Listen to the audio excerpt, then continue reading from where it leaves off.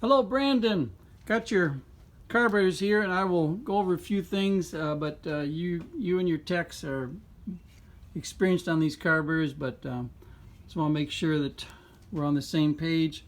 Be sure when the carburetors get mounted, make sure they're mounted loosely, and then put the air log in place. Snug down the air log onto the studs right here, so the air log is holding both carburetors in location, and then snug down your bolts on the top here, holding the carburetors in place so that when you pull the air log off and do the final tightening on the carbs, the air log will go back on, because there's enough movement in the carburetors that if you don't have the air log pre-lined, you won't be able to install it later on. The idle mixture screws here, this second barrel is a dummy. It's closed off, don't do anything with it. Is your idle mixture screw that you'll be doing all your adjusting to your engine. Make sure the when you adjust here, double check this adjustment right here. You want just a smidge to no play on this part, right on this counterweight right here. And check this one over here, just a smidge of play, and the reason for that is so that when the accelerator closes, the pin down here that you've adjusted closes the second barrel and keeps it closed. What else? Fuel filtration, very critical for these cars. Make sure you got good fuel and the tank is not rusting internally. Once again, be sure to use 2 wrenches on these fittings here. This wrench hold this wrench, this fitting steady, and then you do all your tightening and loosening on this fitting right here, so that you don't rip any threads out of the flow pole cover.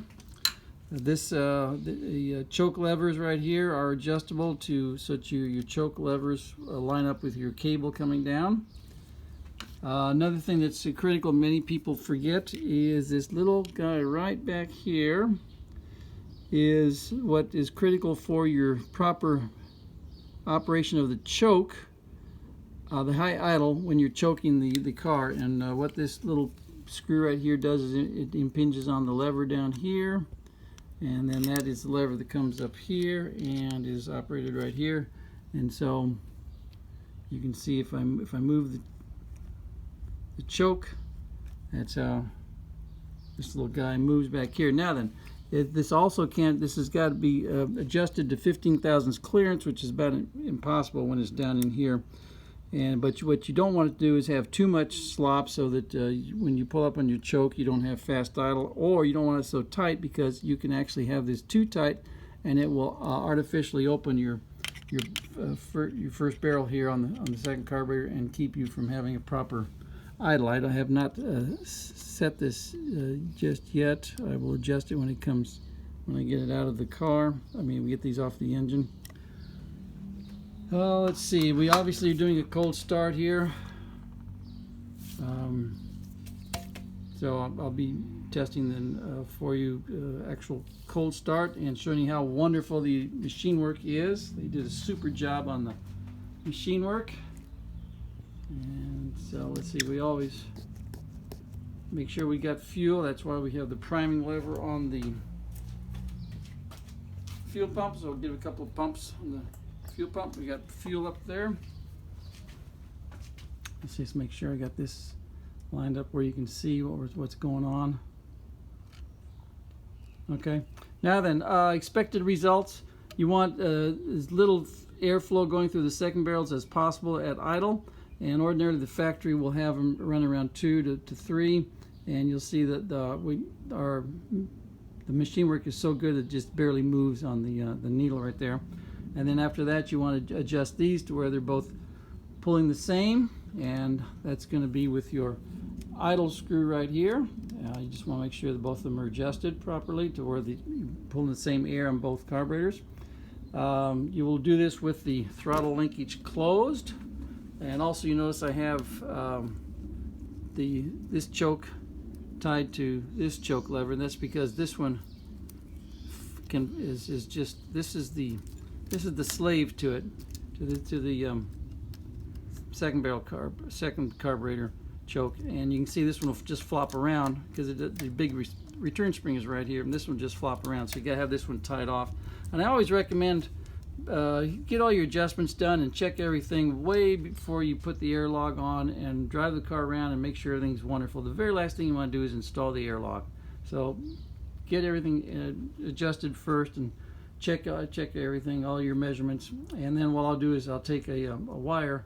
I'll use the original return spring and then run a wire over to the inner fender where the hood bumper is, and you got a bracket right there, and you can put a wire on there and have a return spring for your carburetors. But do all your adjustments and everything else before you put the air lock in place. So we got fuel up there.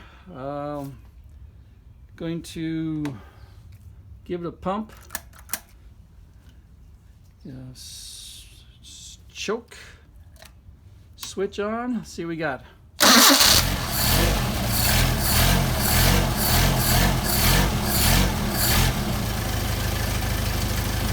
That's pretty darned impressive for ambient temperature, which is about 75 or 80 right now.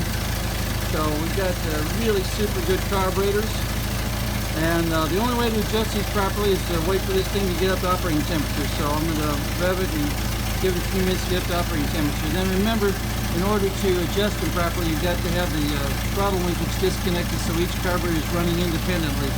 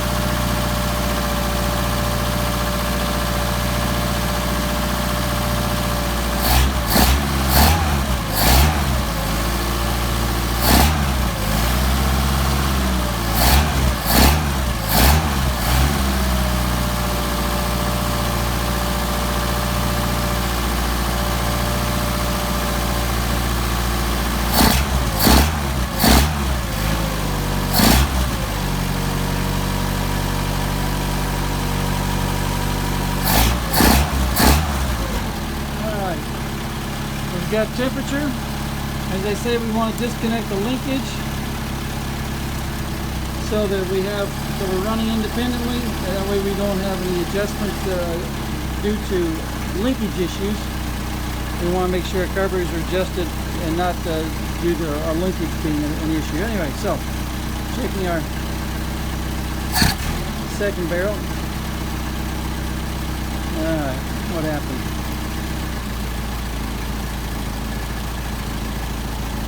Okay.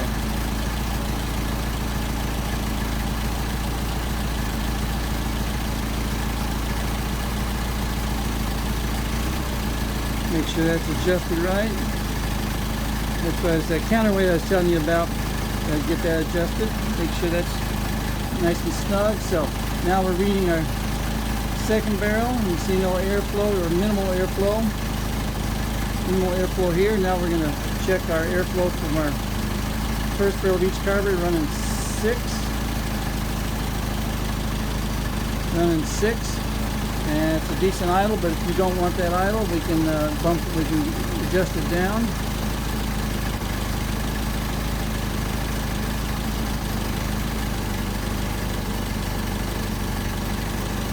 All right, just do each screw a quarter turn, And we're down to 5 and 4.5, 5.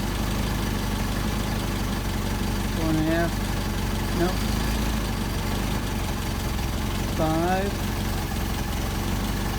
5. And that's a real nice low idle, but it's probably too low, so we'll bump it up.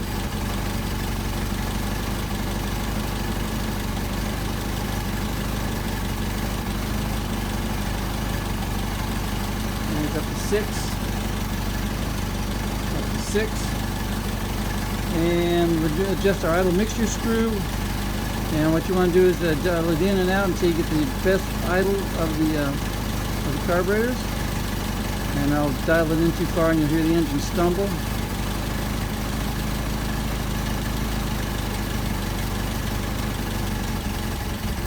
Alright, so we back it out. This is where the idle is the best running. Do that with both barrels. And we make sure we've got our linkage adjusted properly, so when we snap the linkage on, we don't adjust the idle, and that's the fun hard part with multiple carburetors. And here it's going up just a little bit. So we got good throttle response. We'll do a hot start. Real nice carburetors. I think you will be pleased with them. Let's see, I think you'll be very pleased. Make sure you put in some new spark plugs and make sure everything is adjusted right. I will pickle the carburetors to get all the fuel out of them, and so you have a little transport fluid that's in there that you need to get out of there. It should burn off in the first couple of minutes of using the carburetors. Anyway, I think I got some good carburetors for you. Thank you for sending them to us, and appreciate your patience.